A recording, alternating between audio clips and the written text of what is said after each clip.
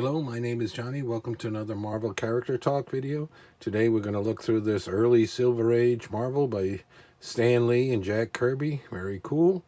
Monster type story by them. If you'd like, please subscribe, hit that notification bell, like, reply, and share. This is Journey into Mystery. 70. Thor would take over the title in number 83, so that was a year away. This is 1961. Thor would be 62. We've got an early version of the use of the word Sandman. Sandman, come, it's the most startling adventure of all time. Till next issue. Very cool here, look at him. There's the Kirby and Ayers, Dick Ayers, the inker. He's looking sort of like him, or like Olmec or something, heads. I always like it when they put something like a pith helmet on there. Cool, 10 center. There's the ad on the back. By the time they got to the Marvel Heroes, they didn't use that ad on anything, so that was more earlier type. This one's in kind of nice shape overall, but very, you see, brown and brittle. There's the year, so it was on sale 3 months before that. So what is that? April, May, June, July. And there he is. I wonder if he's going to be gray throughout or if he's going to be sandy colored like that. Very much a Ben Grimm and Sue Storm looking. Part 1. You can see there's the Kirby and Ayers. It's not signed with Stan Lee on there, but that's who the writer is on these monsters. Journey into Mystery. Let's take a look here. Just look at the panels. I'm not going to read full dialogue. Think of that, very much looks like Ben Grimm there.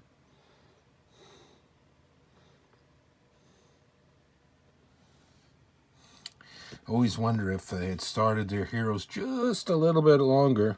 You wouldn't have the monster ones, but you would have had more Kirby and Ayers superheroes, Fantastic Four and Ant-Man and so forth. Let's have a look-see. Page 3 there. These are fun. So after I completed my Marvel superheroes, I expanded out into some of the monster ones because I like the artwork at the time. They're kind of neat. There he is there. He looks a little sandy colored. It's not a statue, it's a living being. I am the Sandman. I came to Earth ages ago from another world. The story. And if you're familiar with the early FF and so forth, very familiar looking artwork. And the great team of Jack Kirby and Dick Ayers. When I'm filming this now in June of 2023, John Romita Sr. just died, I think age 93. So just about everybody's gone. I think Larry Lieber's still around, the writer for Stan's brother, younger brother. Look at him, it's very cool. And now you shall learn what happens to those who dare attack the Sandman. Part 2, I like that. Just if you're familiar with the early Fantastic Four, they did them in parts, and they also did that a little bit on the full Hulk stories. Well, look at him. Very Kirby-esque. Look at the eyebrows and so forth. It's very Kirby.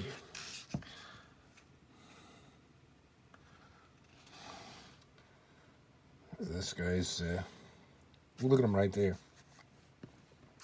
As I'm filming this, this one is a 62-year-old comic. Early 1960s. John Kennedy was just in the White House. In January of 61. So this is the first summer of that. The go-go 60s we're going to start. Sandman had no choice but to reveal himself. Ha ha ha. I love the grenades and the soldiers. Tank, look at that. Looks very, if you're familiar with World War II, like I am, I post models and stuff. Looks sort of Mark IV, Panzer Mark IV like, that gear on there.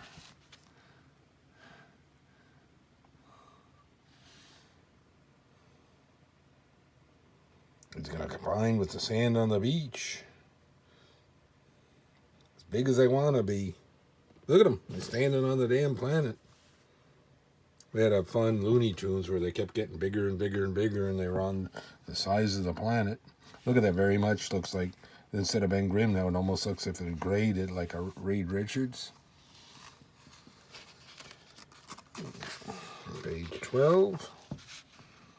There we go. Got the Sandman. Well, Bobby looks like a young Bruce Banner. There he goes. Splash water on him. That's all he had to do. Got stiff.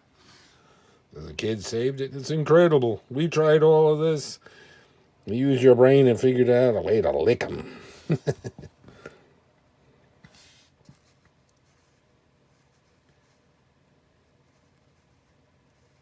Oh, look at that. That's very cool, because usually the things go back out to outer space or they're destroyed forever. This one's in a vault.